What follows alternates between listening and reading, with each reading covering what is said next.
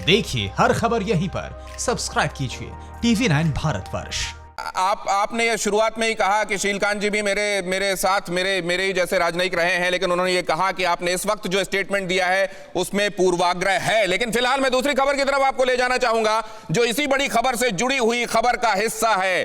किस तरीके से अनौपचारिक रूप से अपना उपनिवेश बनाने में लगा हुआ है चीन। बहुत सारे देशों को, आपको मैं आपकी जानकारी के लिए बता दूं, 150 से ज्यादा देशों को $5 ट्रिलियन, वो इकोनॉमी जो बनने के लिए हम एस्पायर करते हैं, उतना इसने पैसा 150 देशों को ऑलरेडी बांट रखा है कर्ज के तौर पर। इसको भी मालूम है कि इसका ब्याज तो छोड़ो, सूद भी कभी नहीं लौटेगा, लेकिन उसी बहाने ये उन देशों पर दबाव डालता है, कंस्ट्रक्शन के बहाने लोन देता है, खुद जाकर अपने लोगों से कंस्ट्रक्शन कराता है, और जब वो देश हाथ खड़े कर देता है कि आपका चुका पाने में हम असमर्थ हैं, तो कहता है कि आप अपनी सामरिक नीति को, आप अपनी विदेश नीति को, आप अपनी रक्षा नीति को हमारे मुताबिक ढालो। यही उसने नेपाल के साथ किया।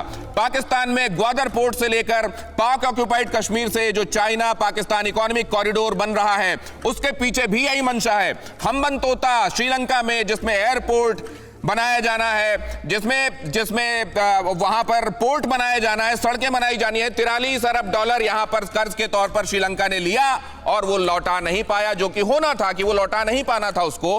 तो कहा गया ये कि आप कुछ एक चंद रुपयों में हमको ये 99 साल के लिए लीज पर दे दो। अब वहां की कई हजार हेक्टेयर जमीन पर इसकी अपनी फैक्ट्रीज हैं, जहां पर माल बनाया जाता है, जिसमें ट्रांसपोर्टेशन का भी कोई खर्चा नहीं आता, सस्ता लेबर भी मिल जाता है, और वहीं के लोगों को अपना बनाया हुआ माल टिकाकर मुनाफा भी कमा रहा है। इस तरीके से ये आसपास के मुल्कों को अनौपचारिक रूप से अपना उपनिवेश बना रहा है।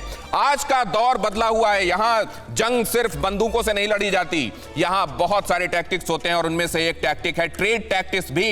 हिंदुस्तान में कितना निवेश किस साल में हुआ है? 2020 में 15 डीलें हुई हैं, $263 मिलियन। 2019 में 40 डीलें, $1230 मिलियन। 2018 में 49, $1340 मिलियन। 2017 में 33 डीलें, $1666 मिलियन। 2016 में 18, $315 मिलियन। 2015 में 14 डीलें, $959 मिलियन। 2014 में 5 डीलें, $51 मिलियन। 2017 उधर कम्युनिस्ट पार्टी की कांग्रेस को एड्रेस करते हुए शी जिनपिंग कह रहे थे कि 2050 में इस दुनिया की सबसे बड़ी ताकत हम बनेंगे, और उसी 2017 में उसके साथ हमने 33 डीलें की हैं, $1666 मिलियन की।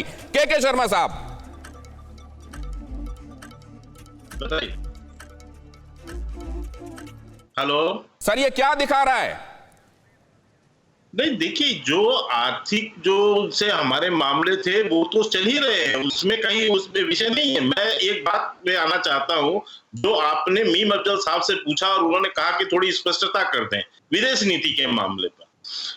मैं मीम साहब से इतना पूछना चाहता हूं कि मीम साहब, विदेश नीति में तो सबकी राय एक समान होती है और एक तरह लोगों का बिहेव भी होना चाहिए, चाहे वो सत्ता पक्ष हो विपक्ष हो, लेकिन डोकलाम के तनाव के समय पर जिस ढंग से आपके नेता राहुल गांधी रात को छुपकर जो है चीनी दूतावास गए और छुपकर वहां पर रात को उनके राजदूतों से मिले और 3 दिन तक डिनाई करते रहे कि हम उनसे मुलाकात हमने नहीं किया। जब चीनी लोगों ने फोटो जारी कर दिया, तब जाकर आपकी सरकार, आपकी पार्टी ने माना कि जवाब लीजिए जल्दी से मीम अफजल साहब। पूछना चाहता हूं, यही नहीं, ऐसे क्रूशियल मैटर्स में भी हम गैर जिम्मेदार हैं। मीम अफजल साहब, मैं ये पूछना चाहता हूं, इसमें कोई गैर जिम्मेदारी की बात नहीं है। आप दिल्ली में रहते हैं और आप ये जानते हैं कि पार्लियामेंट के मेंबरान और हमारे लीडर्स लगातार अलग अलग देशों के एम्बेसडर से मिलते रहते हैं और एम्बेसडर भी चाहते हैं कि वो लीडर्स से मिलें। मैं खुद भी जब पार्लियामेंट का मेंबर था उस वक्त भी और उससे पहले जर्नलिस्ट की हैसियत से भी ऐसे एम्बेसडर से भी मिलता था जो हमारे लिए पसंदीदा नहीं थे, क्योंकि मिलना डिप्लोमेसी में ज़रूरी होता है सही सूरत हाल जानने के लिए। मैं सिर्फ इसको ये कह रहा हूं कि इसको इस बात से जोड़। चलिए, इसमें आपका जवाब मिला कि नहीं के शर्मा साहब, ये बाद में आपसे समझूंगा, लेकिन मेरा जो सवाल था वो अनुत्तरित रह गया। मैं आपको डील्स दिखा रहा था, ट्रेड दिखा रहा था, क्वांटम दिखा रहा था, ये समझने की कोशिश कर रहा था कि ट्रेड के जरिए लोगों को लोन देकर अपने कारोबार की घुसपैठ करके क्या चाइना अपनी दूसरे तरीके से विस्तारवादी एस्पिरेशंस को अंजाम दे रहा है क्या? उसका जवाब आपसे नहीं मिला, लेकिन इसको लेकर मैं शीलकांत जी के पास जाऊंगा। शीलकांत जी, क्या ये बात पूरी दुनिया समझ रही है और क्या इसमें कम से कम फुल स्टॉप नहीं तो कॉमा लगेगा क्या? फुल स्टॉप लगना चाहिए, कॉमा भी लगना चाहिए।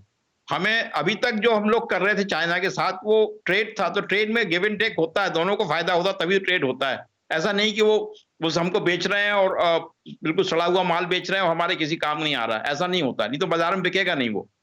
तो जो कुछ कर रहे थे वो हमने किया, लेकिन अब हमको चेत जाना चाहिए और उनको जो ट्रेड डेफिसिट उनको देख के रखा, $60 बिलियन उनका एक्सपोर्ट ज्यादा है हमारे से, उसको बिल्कुल खत्म करना चाहिए हमें। और चाइना को बिल्कुल हमें अब उसके साथ रिलेशंस एक नए सिरे से शुरू करनी चाहिए, क्योंकि जो कुछ उसने धोखाबाजी की कल और परसों और पिछले 1.5 महीने से जो नया तेवर दिखाया है वो वही तेवर था जो 62 में दिखाया था, और उनका ग्लोबल टाइम्स ऐसी बात करता था। तो भाई अगर आप ऐसी बात कर रहे हैं तो हम आपके साथ ट्रेड क्यों करेंगे? फिर तो ये बात अलग बात है। फिर जाइए, आप जो आपके दोस्त हैं वही नॉर्थ कोरिया के साथ घुटिए और पाकिस्तान के साथ घुटिए, बस जाइए। दुनिया में और उनका दोस्त कौन है? तो चाइना के साथ हमको बदल के रहना चाहिए। चाइना के साथ अब हमको बदले हुए तेवरों के साथ पेश आना चाहिए, वो ट्रेड हो या हमारा मिलिट्री रवैया या कूटनीतिक रवैया। लेकिन इस सब में रूस कहां दिखाई दे रहा है, रशिया कहां दिखाई दे रहा है, और हमारी स्कीम ऑफ थिंग्स में वो कहां कितना होना चाहिए, आपसे समझूंगा। TV9 network, 6 languages, Hindi, English, Telugu, Kannada, Marathi and Gujarati, 56 crore impressions, India's number 1 news network, TV9 network.